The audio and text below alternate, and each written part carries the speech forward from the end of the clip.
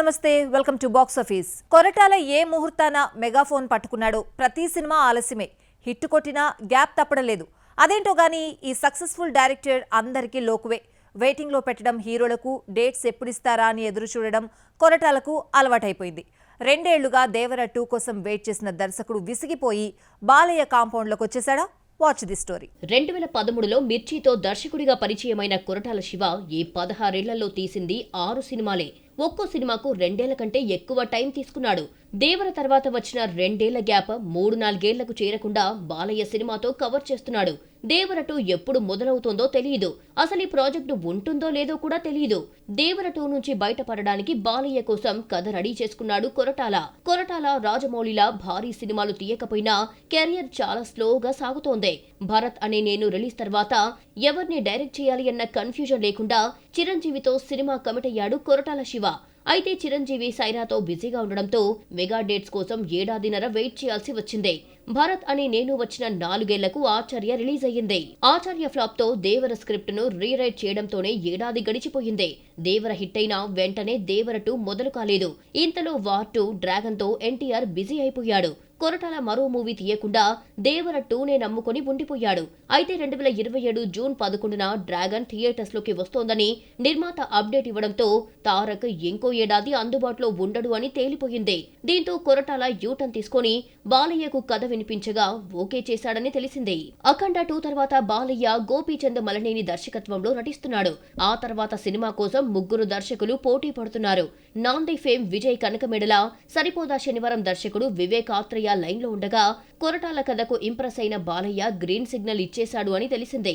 బాలయ్యతో cinema sets పైకి రావాలి గానీ 6 నెలలు తిరగకుండా పూర్తవుతుంది. స్క్రిప్ట్ ఒకసారి ఫైనల్ అయితే మధ్యలో నచ్చలేదని మార్పులు చేర్పులు ఉండవు. ఈ లెక్కన డ్రాగన్ రిలీజ్ కంటే ముందే బాలయ్య కొరటాల మూవీ పూర్తయ్యే ఛాన్స్ ఉంది. ప్రభాస్ కు మిర్చి, మహేష్ కు శ్రీమంతుడు, భరత్ అనే నేను, ఎన్టీఆర్ కు జనతా గ్యారేజ్, దేవర వంటి హిట్స్ ఇచ్చిన కొరటాల చిరంజీవితో ఆచార్య తీస్తే ఫ్లాప్ అయ్యింది. యంగ్ హీరోలకు సెట్ అయిన ఈ దర్శకుడు సీనియర్ కు హిట్ ఇవ్వలేకపోయాడు. ఆ భయం నందమూరి ఫ్యాన్స్ లో ఉన్న వివేక్ ఆత్రేయ, విజయ్ కనకమెడల కంటే కొరటాల అయితేనే సినిమాకు క్రేజ్ వస్తుందని భావిస్తున్నారు. పెద్ద ఐటెం గర్ల్ ఛాన్స్ చాలా మందిని ఊరించింది. దిశా పటాని, మృణాల్ ఠాకూర్. ఆ మధ్య రిలీజ్ అయిన కపుల్ ఫ్రెండ్లీ ఫేమ్ మానస వారణాసిని కూడా వదిలిపెట్టలేదు. 2 రోజుల క్రితం సంయుక్త మీనన్ పేరు కూడా బయటకొచ్చింది. ఇప్పుడు కొత్తగా ఐటెం బరిలోకి దిగిందెవరు? హెవెలు. ఈ నెల 30నే రావాల్సిన పెద్ది జూన్ కి వెళ్లిపోయింది. పోనీ జూన్ లో అయినా వస్తుందా లేదా అన్న డౌట్ వెంటాడుతోంది. రీషూట్ చేస్తారంటూ వస్తున్న వార్తలను మేకర్స్ ఖండించడం లేదు. ఇలా మేకర్స్ ను చాలా ప్రశ్నలు వెంటాడుతుంటే ఐటెం గర్ల్ గురించి రోజుకు కొత్త వార్త వస్తూనే ఉంది. ఏ సీన్స్ రీషూట్ చేయాలి, ఎంత టైం పడుతుంది, ఎంత ఖర్చు అవుతుంది, యాక్టర్స్ డేట్స్ దొరుకుతాయా వంటి టెన్షన్స్ నడుమ లేటెస్ట్ ఐటెం గర్ల్ గా శృతి హాసన్ పేరు బయటకొచ్చింది. శృతి హాసన్ 4 సార్లు ఐటెం గర్ల్ గా కనిపించనుంది. ఫస్ట్ టైం ఆగడులో మహేష్ తో ఐటెం సాంగ్ చేసి ఆ తర్వాత హిందీ మూవీ తెవర్లో మరోసారి ఐటెం గర్ల్ అవతారం ఎత్తింది. సెకండ్ హీరోయిన్ అయినా హాయ్ నాన్నలో ఛాన్స్ కొట్టేసిందనుకుంటే ఐటెం గర్ల్ గా కనిపించింది శృతి హాసన్ తెలుగులో ఆకాశంలో ఒక తారలో క్యామియో రోల్ పోషిస్తోంది. సలార్ 2 ఎప్పుడు మొదలవుతుందో తెలీదు. తమిళంలో నటిస్తున్న ట్రైన్ షూటింగ్ పూర్తయింది. హీరోయిన్ ఆఫర్స్ దూరమైన పెద్ద ఐటెం సాంగ్ వస్తే మాత్రం లక్కీ ఛాన్స్ కొట్టేసినట్టే. ఎవడు సినిమాలో శృతి హాసన్ రామ్ చరణ్ తో జతకట్టింది. 12 ఏళ్ల తర్వాత మరోసారి హీరోయిన్ గా కాకపోయినా స్పెషల్ సాంగ్ లో చెర్రీతో కలిసి చిందులేసే ఛాన్స్ అందుకుంటుందో లేదో చూడాలి. పాన్ ఇండియా మూవీస్ హిట్ అయితే హీరోయిన్స్ కంటే ఐటెం గర్ల్స్ కి ఎక్కువ క్రేజ్ వస్తుంది. పుష్పలో సమంత డాన్స్ కు బాలీవుడ్ ఊగిపోయింది. పుష్ప 2లో శ్రీలీల కిసిక్ సాంగ్ తో హిందీ ఆఫర్స్ అందుకుంది. పెద్ద పాన్ ఇండియా హిట్ అయితే బిజీ అవుతారన్న నమ్మకంతో ఐటెం సాంగ్ కు శృతి గ్రీన్ సిగ్నల్ ఇచ్చిందేమో. అనిల్ రావిపూడికి సెంటిమెంట్స్ ఉన్నాయి గానీ హీరోయిన్స్ విషయంలో అస్సలు పట్టించుకోడా? త్వరలో తీయబోయే వెంకటేష్ కళ్యాణ్ రామ్ మూవీ కోసం ఫ్లాప్ సెంటిమెంట్ ను పక్కన పడేశాడా? ఫ్లాప్ లో ఉన్న 2 హీరోయిన్స్ ను ఎందుకు సెలెక్ట్ చేసుకుంటున్నాడు? వాళ్ళెవరు? Watch the story. Manashankar Varaprasad తర్వాత అనిల్ రావిపూడి వెంకటేష్ కళ్యాణ్ రామ్ ను డైరెక్ట్ చేయనున్నాడు. మరో హిట్ గ్యారంటీ అంటూ ఫిలిం నగర్ లో కామెంట్స్ వినిపించాయి. F2, F3 సంక్రాంతికొస్తున్న మనశంకర్ వరప్రసాద్ వంటి 4 హిట్స్ తర్వాత వెంకటేష్ తో ఇది 5వ సినిమా. ఇక పటాస్తో ఛాన్స్ ఇచ్చిన కళ్యాణ్ రామ్ మరోవైపు కలిసొచ్చిన హీరోలతో చేస్తున్నాడనుకునేలోపు ఫ్లాప్ హీరోయిన్స్ కి ఛాన్స్ ఇచ్చాడన్న వార్త చక్కర్లు కొడుతోంది. టాలెంటెడ్ హీరోయిన్ కు రిజల్ట్ తో సంబంధం లేదు. ఎన్ని ఫ్లాప్లొచ్చినా ఆఫర్స్ వస్తూనే ఉంటాయి. అందం తగ్గినా అభినయంతో ఆఫర్స్ కొట్టేస్తారు. తెలుగులో కనిపించకుండా పోయిన కీర్తి సురేష్ అనిల్ సినిమా హీరోయిన్ గా పేరు వినిపిస్తోంది. చిరంజీవితో నటించిన భోళా శంకర్ ఫ్లాప్ తర్వాత కీర్తి తెలుగులో మరో మూవీ చేయలేదు. తమిళంలోనూ అరకొర ఛాన్సులే ఉన్నాయి. ఇలాంటి టైంలో కీర్తి సురేష్, దిల్ రాజు, విజయ్ దేవరకొండ కాంబోలో రూపొందుతున్న cinema rowdy జనార్దన్లో Keerthy Suresh heroine గా నటిస్తోంది. కిరణ్ అబ్బవరంతో రాజావారు, రాణిగారు తీసిన రవికిరణ్ కోలా ఈ మూవీని డైరెక్ట్ చేయనున్నాడు. వెంకీ పక్కన ఛాన్స్ అందుకుంటే ట్రాక్ తప్పిన కీర్తి కెరీర్ లైన్లో పడినట్లే. ఫేడౌట్ అయిన హీరోయిన్ కృతి శెట్టిని అనిల్ రావిపూడి ఏరికోరి తీసుకున్నాడు. వరుసగా 5 ఫ్లాపులు రావడంతో 2 ఏళ్లుగా తెలుగులో కనిపించలేదు. ఈ మధ్యనే వచ్చిన లవ్ ఇన్సూరెన్స్ కంపెనీ కూడా డిజాస్టరే. ప్రీ రిలీజ్ కు అనిల్ ముఖ్య అతిథిగా వచ్చి కృతి నటిస్తున్న వార్తను రివీల్ చేశాడు. అనిల్ టార్చ్ లైట్ వేసి మరీ ఫేడౌట్ అయిపోయిన హీరోయిన్స్ ను పట్టుకొస్తున్నాడు. ఫామ్ లో ఉంటే కోట్లలో రెమ్యునరేషన్ ఇవ్వాలి. అదే ఫ్లాపుల్లో ఉన్న భామలైతే డిమాండ్ చేయరు, అడిగినంత తీసుకుంటారు. ఇలా అనిల్ తన సినిమా బడ్జెట్ ను కంట్రోల్లో ఉంచుతున్నాడా అనిపిస్తోంది. బాలీవుడ్ తో ప్రభాస్, అల్లు అర్జున్, ఎన్టీఆర్, రామ్ చరణ్ వంటి స్టార్సే కాదు, నిఖిల్, తేజ సజ్జ వంటి యంగ్ హీరోలు కూడా సత్తా చాటారు. బాలీవుడ్లో సత్తా చాటే ఛాన్స్ ఇప్పుడు తెలుగు దర్శకులకు వచ్చింది. అక్కడ అదృష్టం పరీక్షించుకోవడానికి కథలు రెడీ చేసుకోవడమే కాదు, షూటింగ్ కూడా స్టార్ట్ చేసేశారు. ఎవరు ఏ హీరోను డైరెక్ట్ చేస్తారో చూద్దాం. బృందావనం, మహర్షి వంటి హిట్స్ తీసిన వంశీ పైడిపల్లి కనిపించి 3 ఏళ్లు దాటింది. మహర్షి హిట్ తర్వాత మహేష్ తోనే మరో మూవీ అనౌన్స్ చేసినా కథ కుదరలేదు. ఇదే కథను విజయ్తో వారసుడిగా తీసి తమిళంలోకి ఎంట్రీ ఇచ్చాడు. 3 ఏళ్లుగా చాలా మంది హిందీ స్టార్స్ ని అనుకున్నా కుదరలేదు. చివరికి సల్మాన్ను డైరెక్ట్ చేసే ఛాన్స్ అందుకున్నాడు.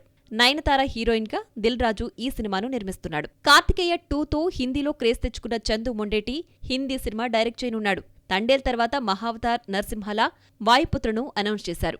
బడ్జెట్ ఎక్కువ కావడంతో ఈ యానిమేటెడ్ ప్రాజెక్ట్ క్యాన్సిల్ అయింది. దీంతో బాలీవుడ్కు వెళ్లిన చందు మొండేటి, రానా దగ్గుపాటి, అక్షయ్ కుమార్ ప్రధాన పాత్రలో సినిమాను ఫైనల్ చేసుకుని వచ్చాడు. ఈ మూవీని కరణ్ జోహార్ ప్రొడ్యూస్ చేస్తున్నారని తెలిసింది. బాహుబలితో తెలుగు సినిమా లెక్కలు మారిపోయాయి. RRR, పుష్ప, కార్తికేయ, హనుమాన్ వంటి pan India hits Telugu cinema గౌరవం పెంచాయి. ఇక సందీప్ వంగ అక్కడే ఉండిపోయి బ్లాక్ బస్టర్స్ తీస్తున్నారు. యానిమల్ పై వచ్చిన అన్ని రకాల విమర్శలకు 950 కోట్ల గ్రాస్ తో సమాధానం చెప్పాడు. రాజమౌళి వేసిన దారిలో చాలా మంది దర్శకులు ప్రయాణం చేస్తూ పాన్ ఇండియా మూవీస్ చేస్తున్నారు. వీరసింహారెడ్డి హిట్ తో గోపీచంద్ క్రేజీ డైరెక్టర్ అయినా బిజీ కాలేకపోయాడు. తమిళ స్టార్తో సినిమా అంటూ వచ్చిన వార్తల్లో నిజం లేదు. ఎట్టకేలకు డాన్ సీను, బలుపు, క్రాక్ వంటి హ్యాట్రిక్ హిట్తో కలిసొచ్చిన రవితేజతో సినిమా ప్లాన్ చేస్తే భారీ బడ్జెట్ కారణంగా ఆగిపోయింది. ఇదే సినిమాను హిందీలో సన్నీ డియోల్తో జాట్ తీస్తే యావరేజ్ అనిపించుకుంది. క్రిష్ ఠాగూర్ రీమేక్ గబ్బర్ ఈజ్ బ్యాక్తో హిందీలోకి అడుగుపెట్టి 100 కోట్ల క్లబ్లో చేరాడు. గౌతమ్ తిన్ననూరి తెలుగులో హిట్ అయిన జెర్సీని షాహిద్తో తీశాడు. వినాయక్ ఛత్రపతిని, శైలేష్ కొలను హిట్ను హిందీలో రీమేక్ చేస్తే డిజాస్టర్ అయ్యింది. హనుమాన్ పాన్ ఇండియా హిట్ తర్వాత సీక్వెల్ జై హనుమాన్ కోసం బాలీవుడ్ ఆడియన్స్ ఎదురుచూస్తున్నారు. హనుమాన్గా నటించడానికి బాలీవుడ్ యాక్టర్స్ ఉత్సాహం చూపించారు. ఇంతలో రణ్వీర్ సింగ్తో సినిమాను ప్రకటించాడు ప్రశాంత్ వర్మ. ఏమైందో ఏమో గానీ ఈ ప్రాజెక్ట్ అటకెక్కింది. ప్రస్తుతం జై హనుమాన్ తీసే పనిలో బిజీగా ఉన్నాడు వర్మ. అఖండ 2 రిలీజ్ కు ముందు 35-40 కోట్ల మధ్య నడిచిన బాలకృష్ణ రెమ్యూనరేషన్ NBK 111 మూవీ వచ్చేసరికి హఠాత్తుగా ఎందుకు పడిపోయింది? అఖండ 2 ఫ్లాప్ ఎఫెక్ట్ పారితోషికంపై పడిందా, లేదంటే బడ్జెట్ తగ్గించడానికి హీరో తనను తాను తగ్గించుకున్నాడా?